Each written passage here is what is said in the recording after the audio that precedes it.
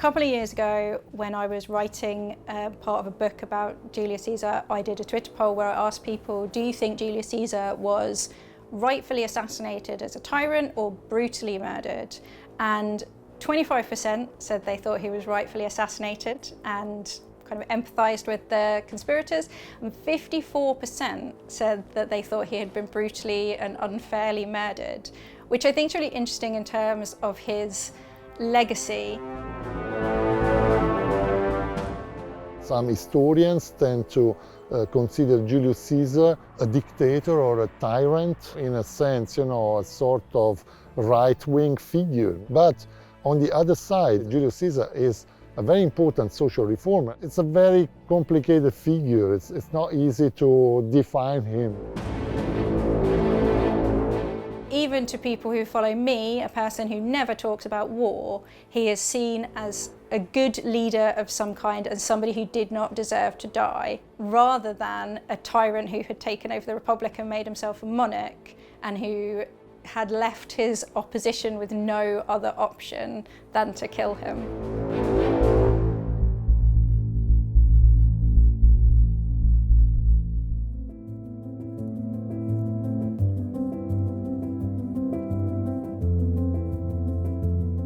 Julius Caesar was a typical representative of the most noble families of Rome. Caesar and his family actually boasted an origin from the goddess Venus herself. That's why Julius Caesar was called Divus, like the divine Julius Caesar.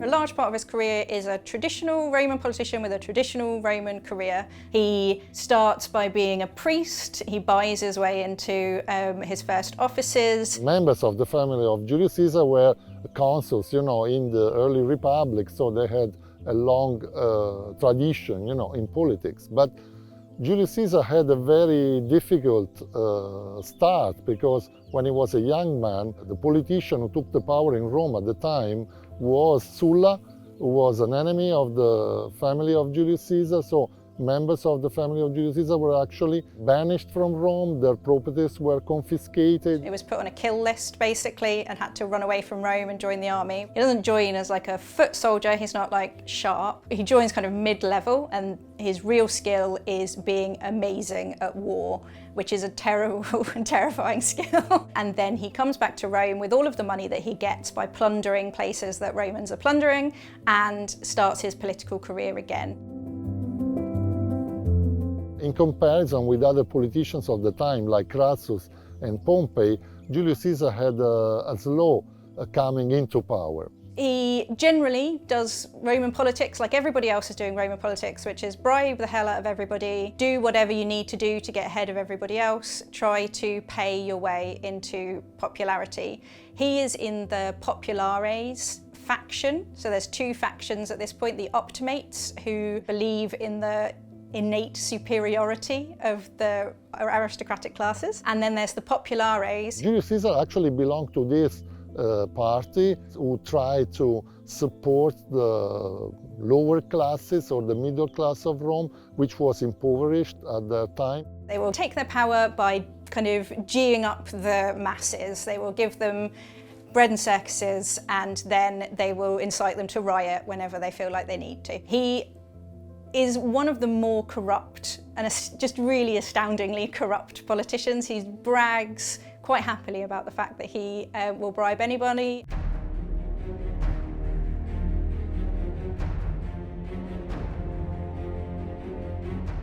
Eventually he works his way up. Around 60 before Christ, he made a triumvirate with Pompeius and Crassus, who were the most important politicians at the time. That's when Julius Caesar started to become a central figure in Roman politics, not before that period.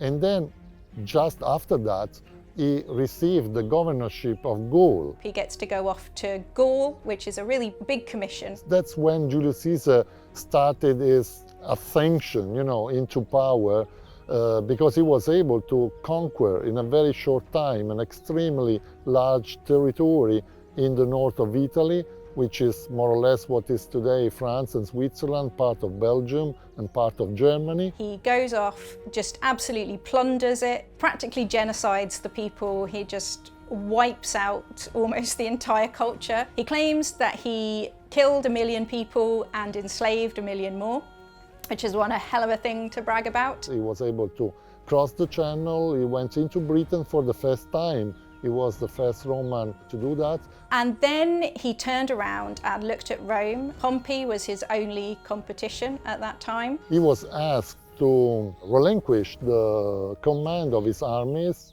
and to return to the status of, let's say, private citizen.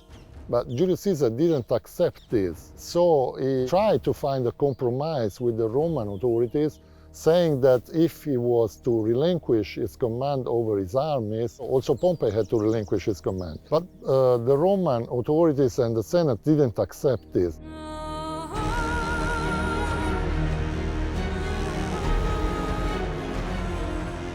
He saw his enemies in Rome who were all saying that when he gave up his commission, he would be prosecuted for all of the terrible things that he had done, for all of the bribery, for all of the ways in which he had corrupted the state. So Julius decides that he does not want to be prosecuted. He does not believe that he should be prosecuted. He thinks he's right about everything all the time. His basic thought is, I brought you all of this glory and land. How dare you try to prosecute me for anything? So he says, if you don't promise you won't prosecute me, I am going to march on Rome.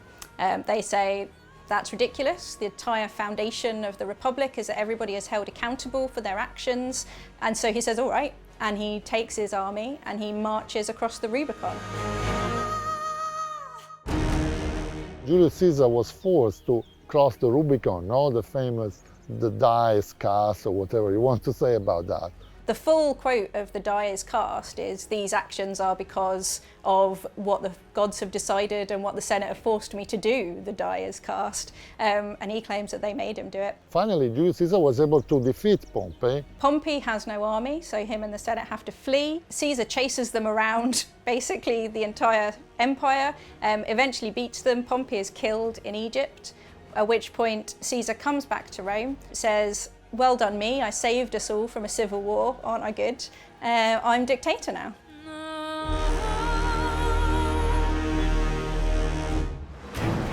Caesar is an autocratic leader from the very beginning. His first consulship, that's supposed to be a shared position where there's two consuls and they have to agree on everything. And people joked about the fact that Caesar just did what he wanted. He's a massive micromanager. Every part of the state, he is into it and he is fiddling about. When he comes back as a dictator and he decides he's going to redo the calendar in his own image and name a month after himself, like, that is unbelievably autocratic. And he never learns at any point that what all the Romans really want from him is to pretend that he's taking their opinion into account. In both the Roman sense of the word, in that he had the job, and in our modern sense of the word, he is a complete dictator.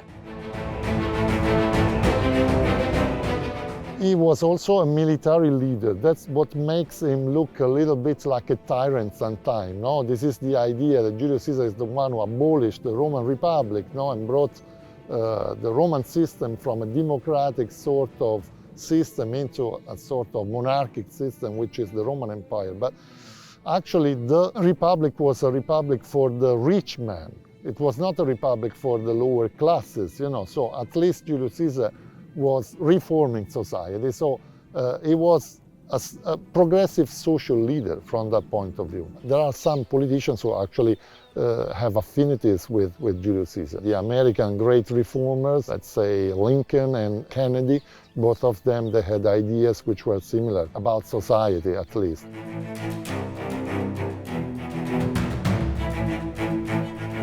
He just thinks he's right about everything. He just is like, well, I'm right and I've got the best idea and I don't really care what anybody else thinks, so I'm just going to do it and then I'll tell you about it afterwards, which is the worst possible thing he could have been. And that, more than anything, is his problem and what gets him killed, which is that he won't allow anybody else the dignity and honour of the possibility that they might also have a say in how the state is run.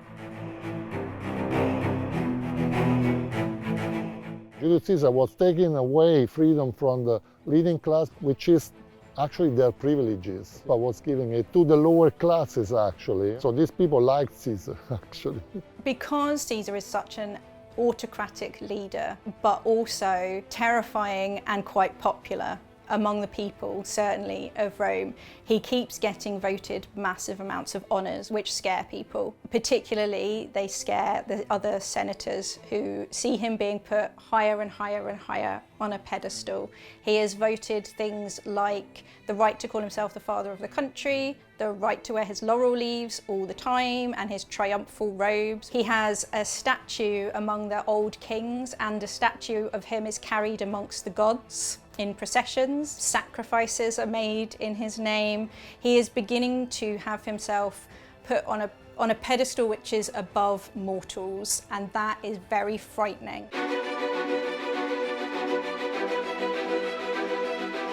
And that's when Julius Caesar was actually appointed as a permanent dictator. In February 44, he makes himself dictator for life, and he takes away the possibility that they are ever going to get rid of him. A dictator was somebody who was in power only in an emergency and only for the time of an emergency. Every previous dictator had it for a year, had it for 2 years, and then stepped down. They believed that Julius Caesar was introducing into Rome a new monarchy. You know that the first phase of Roman history was monarchic, no, with the kings, but then these kings were driven out, and the Romans couldn't accept the idea that a king was coming back. And then there's a very famous incident at the Lupercalia, which involves all of the most prominent men running nude through the city, hitting women with sticks. But it ends with them all arriving in the Forum, and Mark Antony, who is his right-hand man, pulls out of somewhere.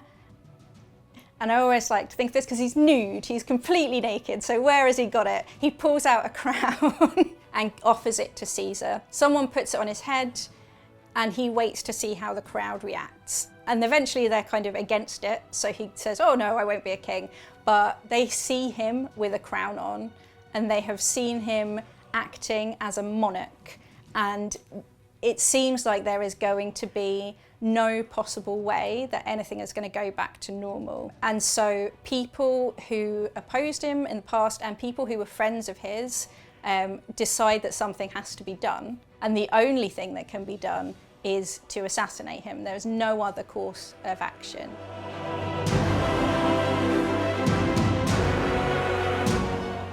The three main conspirators are two people who were previously his enemies. These were Brutus and Cassius, who had been fighting against Caesar originally in the Battle of Pharsalus. They were strong supporters of Pompey, and they had been forgiven by Caesar. Julius Caesar also gave them some important positions in his government. Caesar, for all his many, many flaws, he was not a cruel man. And he was kind to his enemies. This is possibly a reason why you shouldn't forgive people who have fought against you in a war. And then the third is the Brutus, whose name is Decimus Junius Brutus. And he has been a supporter of Caesar's, a lieutenant of Caesar's since the beginning. But when the dictator for life thing happens, when he starts to see crowns, people start calling on his supposed ancestor, who's the Brutus who overthrew the kings, and he feels somehow that he can no longer support Caesar.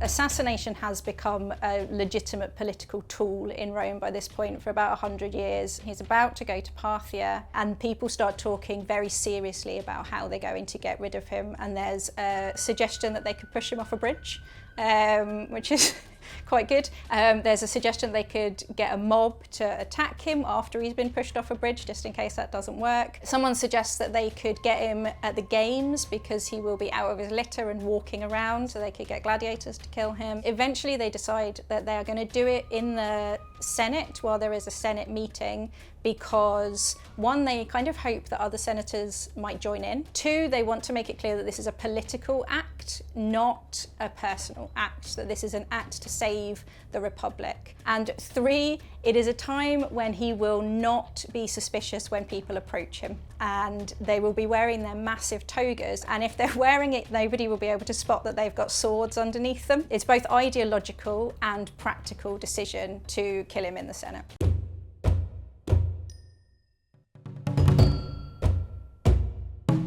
The actual assassination of Julius Caesar happened on March the 15th. On the day of the assassination, which is the Ides of March, 44 BCE. The conspirators actually took this occasion to kill Julius Caesar because Julius Caesar actually was about to leave Rome.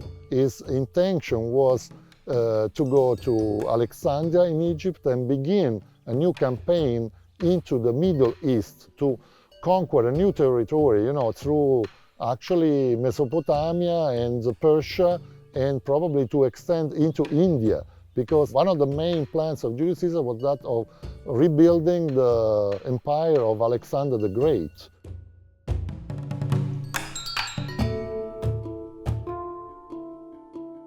Caesar has called a Senate meeting, and they've all decided that this is going to be the best time to do it, because if Caesar's called it, then he'll definitely be there. There are